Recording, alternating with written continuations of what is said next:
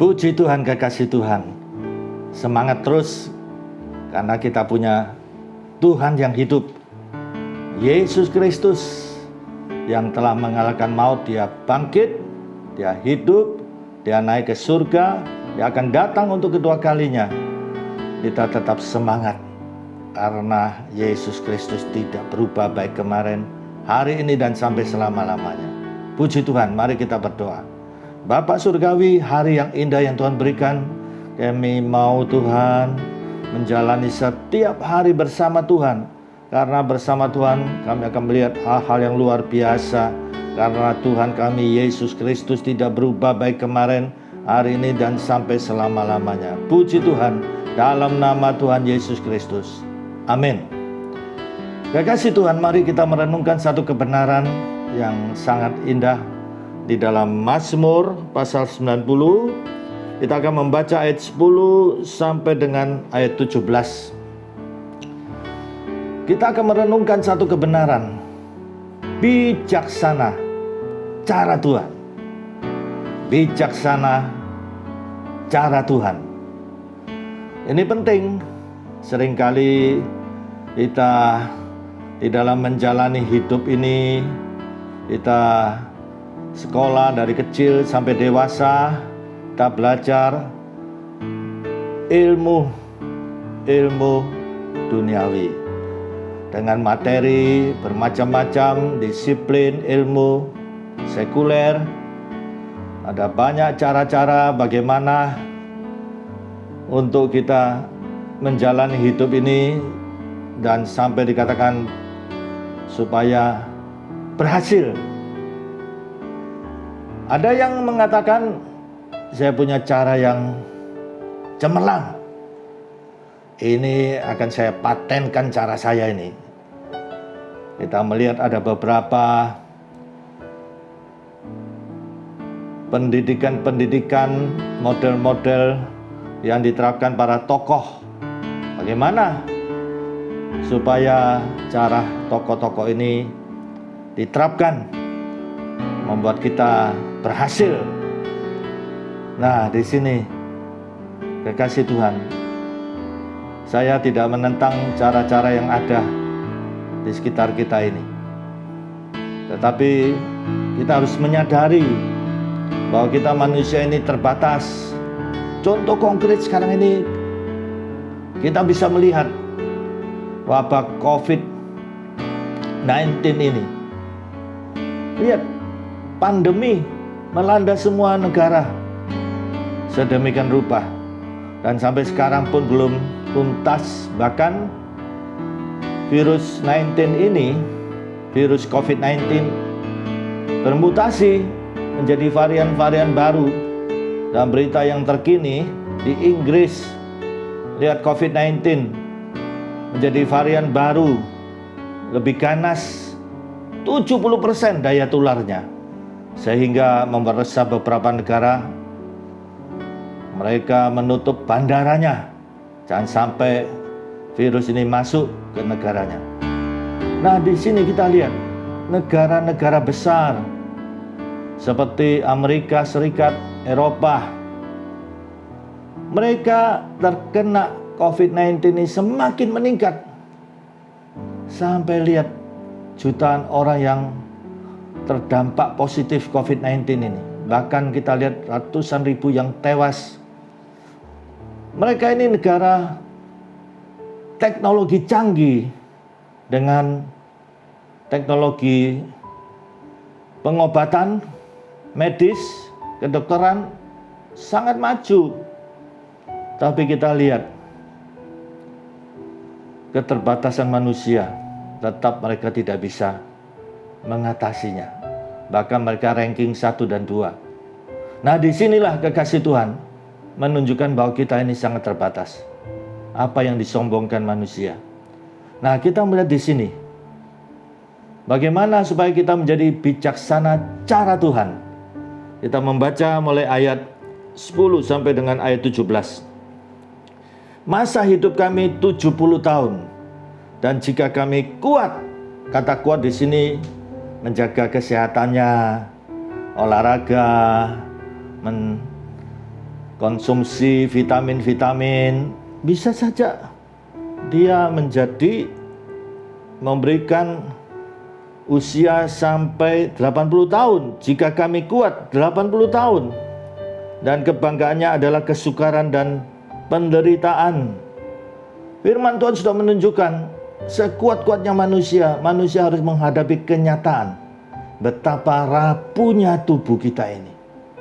Masa tua kita lihat, ya, gangguan tubuh ini, gangguan otot, gangguan panca indera, gangguan jantung, gangguan metabolisme tubuh. Nah, ini firman Tuhan sudah memberitahu bahwa usia lanjut itu gangguan jasmani ini akan terjadi. Jadi nanti kita usia lanjut, jangan kecewa, jangan tawar hati. Rasul Paulus sendiri mengatakan manusia jasmani kita ini semakin merosot, tetapi hendaklah manusia batinia kita semakin bertumbuh. Rasul Paulus, seorang cendekiawan, juga menyatakan bahwa tubuh jasmani kita ini semakin merosot. Jadi nanti kita usia lanjut, gangguan tubuh ini, jangan sampai kita tawar hati dengan Tuhan. Selanjutnya kita perhatikan, selanjutnya ya, dikatakan apa? Sebab berlalunya buru-buru. Sebab berlalunya buru-buru dan kami melayang lenyap. Lihat, umur manusia tidak terasa. Waktu berjalan, seringkali kita terjebak dengan kekhawatiran, kesibukan, rutinitas. Usia kita terus bertambah. Nah, di sini perlu kita sadari, apakah kita bisa kembali sejarah hidup kita? Tidak bisa. Hidup ini berjalan terus. Ketika kita lahir, maka dibukalah sejarah hidup kita ini. Nah, bagaimana kita menulis sejarah hidup kita ini? Kita nanti akan menghadapi kematian. Itu semua pasti mengalami, tidak bisa melarikan diri. Dan usia manusia sudah terbatas. Ketika mengalami kematian, maka sejarah hidup kita ditutup. Nah, ini jangan sampai kita mengisi sejarah hidup kita tidak dengan tinta emas. Selagi kita masih hidup, ini kesempatan yang sangat berharga. Kita menulis dengan tinta emas. Nah, kenyataan yang ada, manusia ini khawatir, sehingga tidak memperhatikan untuk menulis sejarah hidupnya dengan tinta emas. Tinta emas ini tentunya yang saya maksudkan adalah kita menulis dengan nilai-nilai kekal. Nilai-nilai kekal untuk kita hidup di surga yang suci bersama Tuhan Yesus Kristus. Ya. Jangan sampai kita terbawa arus kekhawatiran duniawi ini, sehingga kita terus sibuk cari uang, banting tulang dibanting sampai remak, ya. Nah, ini khawatir, sehingga tidak ada waktu untuk nilai-nilai kekal, tidak ada waktu untuk Tuhan. Nah, perhatikan, seringkali saya katakan ya, supaya jangan terlambat. Kematian itu datang tidak pandang usiamu muda. Kematian datang itu tidak pandang usiamu sehat, tubuhmu sehat, ya, keberadaanmu sehat, banyak fasilitas, banyak duit, tidak khawatir kalau sakit, ada duit, semua fasilitas kesehatan, ya, karena ada duit, ada barang, saya tidak khawatir, ya. Tetapi lihat, kita banyak menghadapi kenyataan, ada yang mati mendadak, iya, serangan jantung. Ada lagi yang keluarganya datang kepada saya, nangis, ini suami saya sudah check up sehat, rajin olahraga, kok bisa mati? Ya inilah firman Tuhan sudah mengatakan, ya Tuhan sudah tentukan, tetapkan usia manusia 70 tahun. Nah, tinggal saudara hitung sekarang ini. Berapa usia saudara? 65? Berarti efektif itu 5 tahun. Jangan saya mengharapkan 80 tahun, 90 tahun, 100 tahun. Syukur-syukur kalau saudara bisa 90 tahun, bisa 100 tahun. Tapi jangan itu menjadi patokan. Karena Tuhan tetapkan usia manusia ditetapkan 70 tahun. Tentunya saya memahami semua manusia ingin panjang umur. Ya, coba lihat keluarga saudara. Ada anggota keluarga saudara yang berulang tahun, pasti dirayakan. Dari sederhana keluarga sampai kepada restoran. Nah, ini menunjukkan bahwa manusia ingin panjang umur. Syukuran, memohon doa supaya terus panjang umur, sehat-sehat. Kalau kita lihat manusia purba, usianya ratusan tahun. Yang tertua Metusaleh 969 tahun. Selebihnya tidak ada. Kita lihat pujangga terkenal Khairil Anwar dalam puisinya, aku ingin hidup 1000 tahun. Nah, ini sebenarnya ungkapan sanubari yang paling dalam mewakili semua manusia, bahwa manusia ingin panjang umur. Kekasih Tuhan, selagi kita masih bernapas ini kesempatan yang sangat berharga. Saya sering sebagai pendeta di dalam ya upacara, penghiburan, pemakaman, sering saya ingatkan bahwa hidup ini kesempatan. Selagi kita masih bernapas ini kesempatan. Jangan sampai terlambat. Nah, disinilah. Sekarang saudara usia berapa? Tinggal hitung saja. Patokannya 70 tahun. Nah, kita lihat sampai begitu pentingnya pemazmur ini seorang raja. Dia punya segala-galanya. Ya, dia hidup pasti di zona kenyamanan. Seorang raja punya fasilitas. Lihat apa yang dikatakan. Ya, ajarlah kami menghitung hari-hari kami sedemikian, hingga kami beroleh hati yang bijaksana. Ajarlah kami. Sampai Daud itu memohon, pemazmur, memohon supaya Tuhan mengajarkan. Ya, memohon kepada Tuhan loh. Bukan kepada profesor A, profesor B, profesor C, atau seorang guru, seorang dosen. Tidak.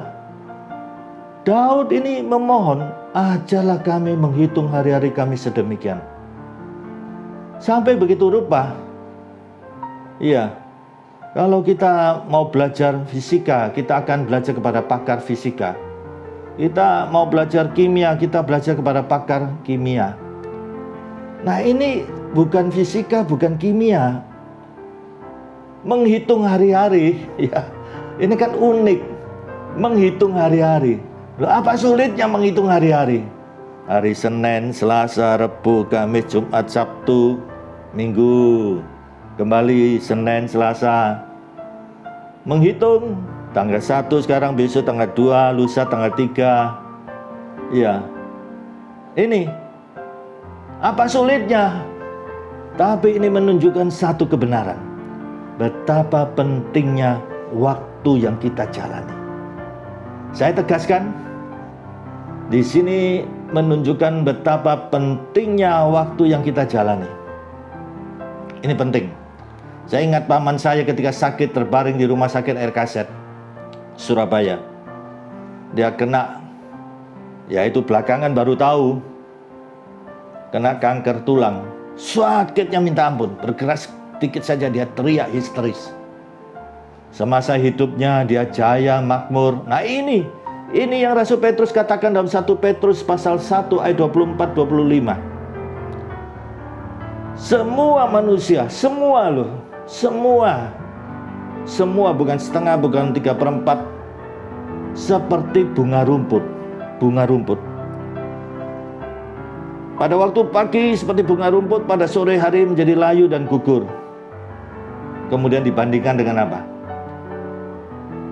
Tetapi firman Tuhan, Injil Tuhan itu kekal selama-lamanya. Rasul Petrus mengingatkan di sini supaya manusia ini sadar sesadar-sadarnya betapa fananya manusia. Seindah bunga apapun nanti dia akan gugur. Nah ini ilingo, siuman, sadar. Seperti Rasul Petrus katakan dalam 1 Petrus 4 ayat 7, kesudahan segala sesuatu sudah dekat.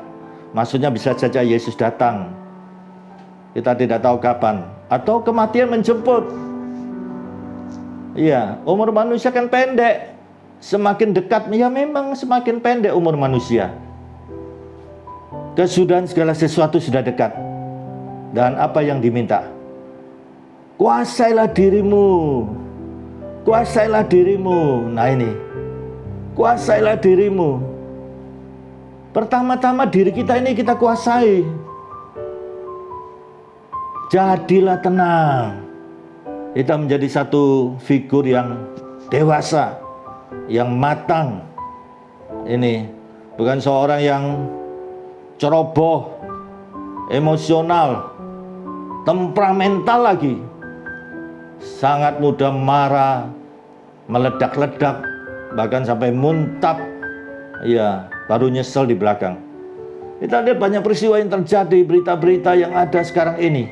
Dalam situasi kondisi sekarang COVID-19 ini, banyak terjadi kasus-kasus yang disebabkan karena emosional, ya, karena temperamental, karena tidak ada rem di dalam hidupnya. Rasul Petrus katakan apa? Kuasailah dirimu, jadilah tenang, jadi satu figur yang menghadapi setiap masalah itu dengan tenang, dengan dewasa, dengan pemikiran yang matang. Itu yang dikatakan oleh Rasul Paulus di dalam 1 Korintus 14. Dewasa dalam pemikiran. Nah ini, dewasa, pemikiran yang sudah lahir baru, pikiran Kristus. Seperti dalam Filipi pasal 2, perasaan Kristus. Jadi dalam menghadapi masalah-masalah kehidupan ini, kita mempunyai pikiran yang waras. Filosofi Jawa mengatakan, yang waras ngalah. Nah ini, pikiran yang matang, pikiran Kristus. Perasaan juga demikian, perasaan yang matang, perasaan Kristus. Jadi dia tetap mantap di dalam Yesus. Bukan seorang yang punya perasaan yang labil, ya, putus asa, bersungut-sungut, mengeluh, ya. Ini sampai mengatakan, kok begini nasib saya ya, sampai mengeluarkan kata-kata nista. Nah dijauhkan kiranya, jangan sampai kita tawar hati. Kasih Tuhan, akhir zaman dalam surat Yudas, ya, ini saudaranya Yesus, bukan si Yudas pengkhianat, menulis surat pada akhir zaman menjelang kedatangan Tuhan itu. Lihat bagaimana keadaan masyarakat, bersungut-sungut, mengomel tentang nasibnya, mengeluarkan kata-kata yang tidak sepatutnya, kata-kata nista. Nah ini kita jangan sampai masuk bilangan orang yang demikian.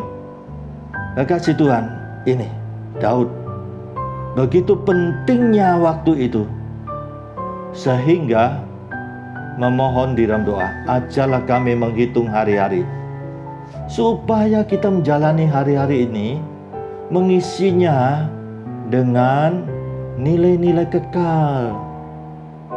Jangan khawatir akan hidup ini. Ya, sebagaimana Yesus sendiri mengajarkan di bukit, khotbah di bukit. Jangan khawatir. Jangan khawatir akan pakaianmu, akan makananmu. Karena hidup ini yang lebih penting. Dan dikatakan apa? Ditegaskan, Bapak tahu kebutuhan hidupmu. Bapak tahu. Nah masa kita umatnya, kita anaknya, kita yang beriman kepada Yesus, kita yang menerima Yesus, diberi hak menjadi anak-anak Allah, ya. Dan kita sedemikian khawatirnya akan hidup ini. Lihat burung, bunga bakung. Ya, burung Tuhan pelihara. Bunga bakung sedemikian rupa, lihat begitu indah. Tetapi ada seorang yang letuk kepada saya. Ya beda Pak Sewi. Lah kalau burung mencrok sana mencrok sini enak aja ambil. Ya, hasil kebun itu. Lah awak-awak ini kalau mencrok kebunnya orang, pindah kebunnya berikutnya, ketahuan, bisa diteriakin maling. Ya, kena masuk ranah hukum. Beda Pak Sewi. Saya katakan, kalau burung Tuhan pelihara, bunga bakung Tuhan ya ciptakan dengan keindahannya, masakan manusia yang diciptakan menurut gambar dan rupa Tuhan itu Tuhan cuek? Tidak. Dan Yesus sendiri menegaskan dalam khotbah di bukit, carilah dahulu kerajaan surga dan kebenarannya, maka semuanya akan ditambahkan. Nah ini, nah kalau kita cari kerajaan surga dan kebenarannya, cari ini ada kesungguhan ya, ada usaha. Pasti Yesus menyatakan kebenaran itu adalah ya dan amin, akan terwujud dalam hidup kita ini. Karena kebenaran firman Tuhan adalah ya dan amin. Kita harus percaya. Jangan kita mengatakan, kenyataan Pak Sewi, kok si A begitu, si B begitu, si C begitu. Saya akan katakan, kita ini tidak boleh menghakimi. Banyak hal yang di dalam hidup seseorang itu tidak bisa kita ketahui. Apa yang menjadi kehidupannya, apa yang menjadi rencana Tuhan. Ya, kita tidak boleh menghakimi. Tetapi di sini kita harus punya satu konsep yang mantap tertanam di dalam hidup kita ini. Yaitu, kita percaya firman Tuhan adalah ya dan amin. Iman kita tetap kepada firman Tuhan. Ini yang dikatakan dalam 1 Yohanes. Apa yang mengalahkan dunia? Iman kepada Yesus dan firman-Nya. Ini yang mengalahkan dunia. Nah, di sini jangan macam-macam pikiran. Saya yakin. Kalau saudara tanya saya bagaimana pendapat Pak Sewi? Saya lebih percaya firman Tuhan. Apapun yang terjadi, sekalipun sampai mati pun, saya tetap iman saya berdasarkan firman Tuhan. Itu sesuai dengan 1 Yohanes pasal 5 ayat 13. Semua yang dituliskan ini, semua ini yang dituliskan supaya kamu tahu, nah ini, bahwa kamu yang beriman kepada Yesus memiliki hidup kekal. Jadi dasar iman kita bukan perasaan, mudah labil perasaan ini oleh situasi kondisi, tapi firman Tuhan.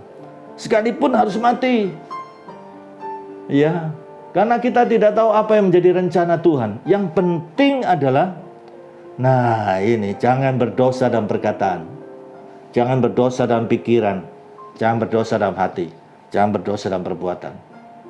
Komit, sebagaimana di dalam Wahyu pasal 14 ayat 12-13. Yang penting di sini, sampai ditegaskan, yang penting di sini, satu, ketekunan. Telaten, dalam situasi kondisi apapun, tetap telaten, tekun di dalam mengikuti Yesus, setia. Berikutnya apa? Taat firman Tuhan.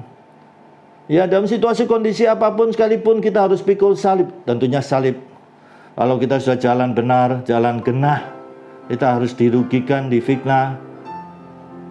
Salib, setiap orang punya salibnya masing-masing. Bukan dosa ya. Kalau dosa harus minta ampun. Iya. Setiap hari, sekalipun dirugikan, dan tetap mantap di dalam Yesus. Iman kepada Yesus sampai napas yang terakhir. Dan apa kebenaran selanjutnya? Berbahagialah mereka yang mati di dalam Tuhan. Bahkan ditegaskan, kalau kurang yakin, dikatakan, sungguh kata Roh Kudus, supaya dia boleh beristirahat dari jerih lelahnya, beristirahat dari jerih lelahnya, dan dia akan berbahagia selama-lamanya. Apa yang telah dijalani dalam hidup ini, tekun, taat, iman kepada Yesus, pahala mengikutinya. Puji Tuhan. Ini kekekalan yang penting untuk kita perhatikan. Nah, di sini, ajarlah kami menghitung hari-hari kami sedemikian, hingga kami beroleh hati yang bijaksana. Nah, tentunya kita mau beroleh, mendapat. Kalau kita lihat olahragawan sampai sampai begitu rupa.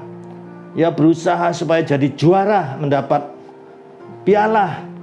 Nah, ini hingga kami beroleh apa? Hati yang bijaksana.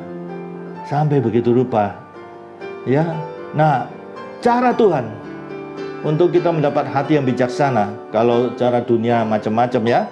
Ada baca buku filsafat, ya, kemudian baca pandangan hidup tokoh-tokoh yang terkenal di dunia, bagaimana filosofinya, ya.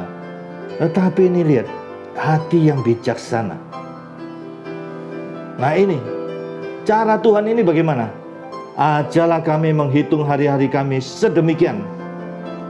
Jadi kalau pemazmur sampai memohon kepada Tuhan, pemazmur saja memohon, itu seorang raja, maka perlu juga kita memohon. Supaya apa? Supaya kita eling betapa berharganya waktu itu.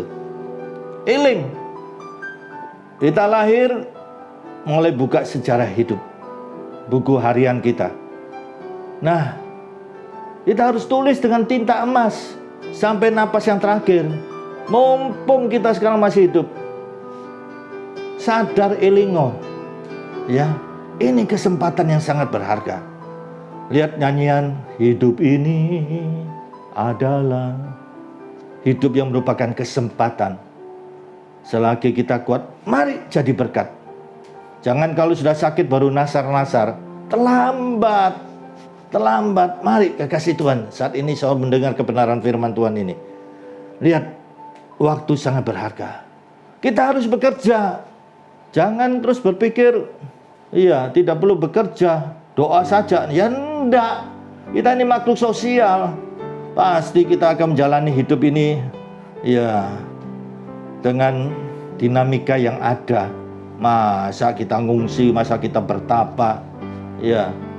Tentunya kita makhluk sosial, kita menjalani hidup sehari-hari. Dan ingat di sini, supaya setiap waktu itu kita, baik sebagai pengusaha, sebagai karyawan, sebagai ibu rumah tangga, sebagai pelajar, mari dalam kita menjalani hidup ini, ya, di dalam seluruh aspek hidup kita ini, tujuan utama manusia diciptakan, tujuan utopi, tujuan tertinggi adalah hidup kita ini untuk memuliakan Tuhan.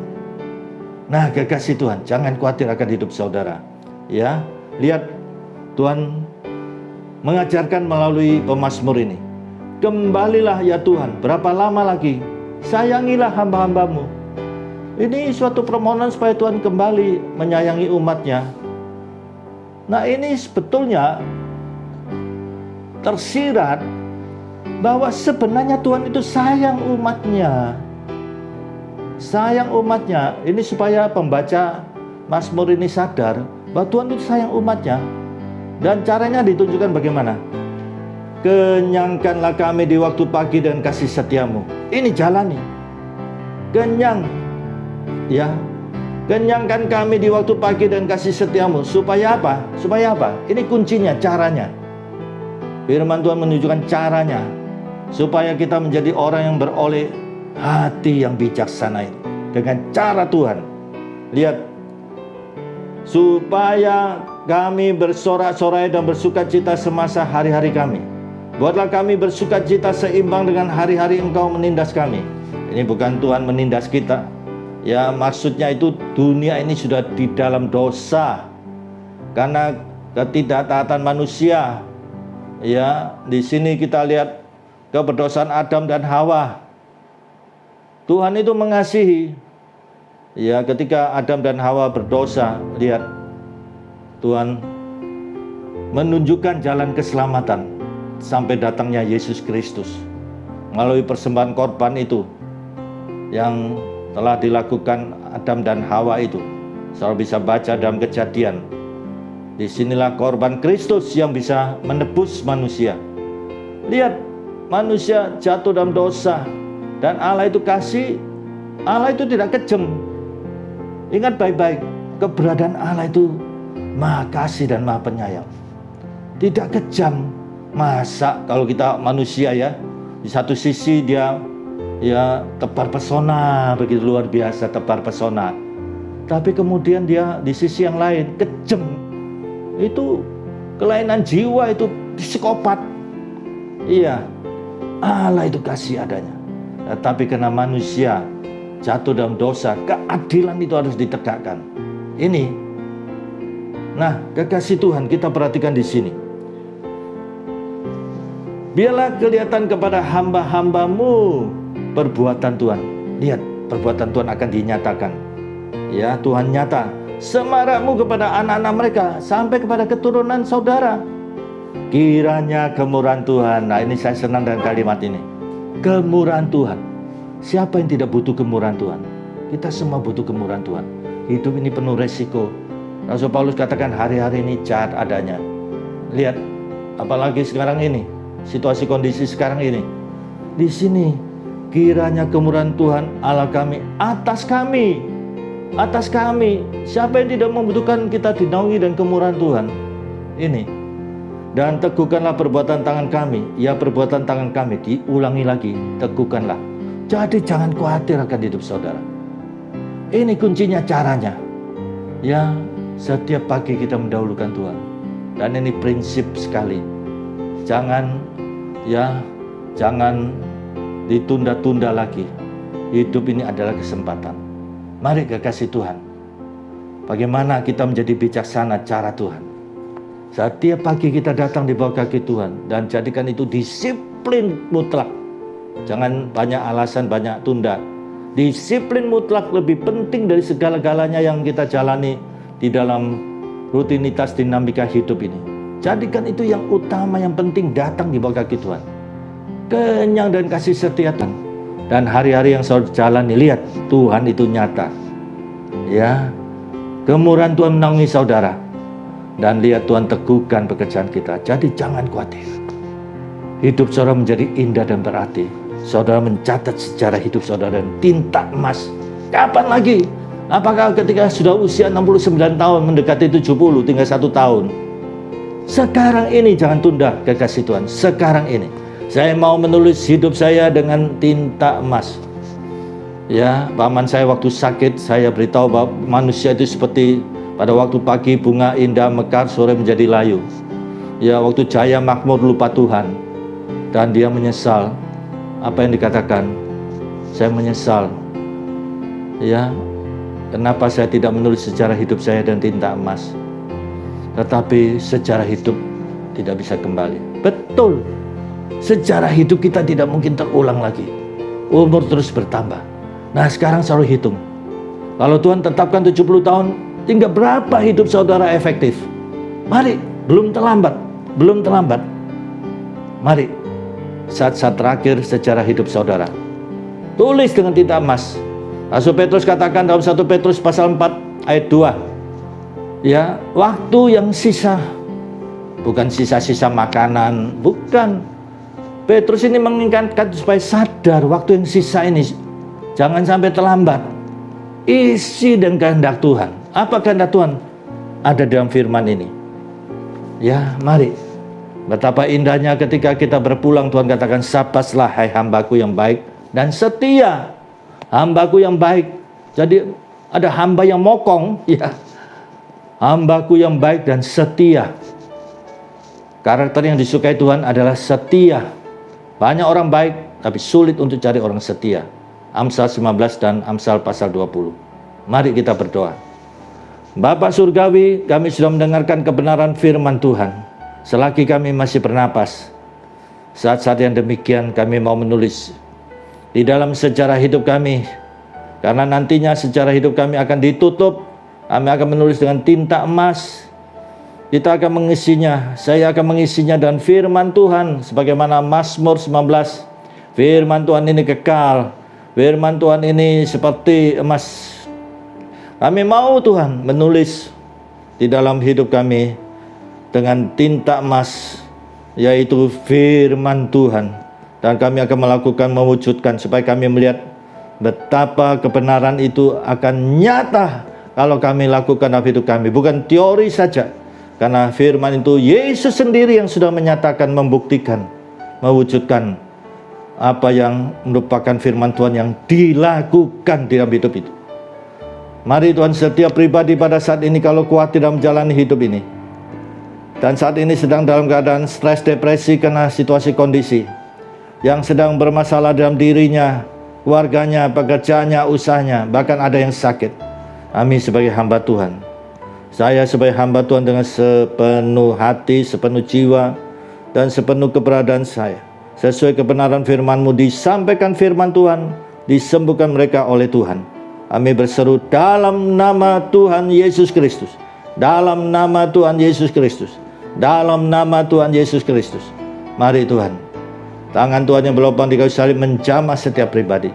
Dan yang penting, mereka sadar bahwa hidup ini adalah kesempatan yang sangat berharga, supaya mereka datang setiap pagi di bawah kaki Tuhan, mengutamakan Tuhan, supaya hari-hari yang dijalani bukan rutinitas, melainkan hari-hari di dalam seluruh aspek hidupnya memuliakan Tuhan.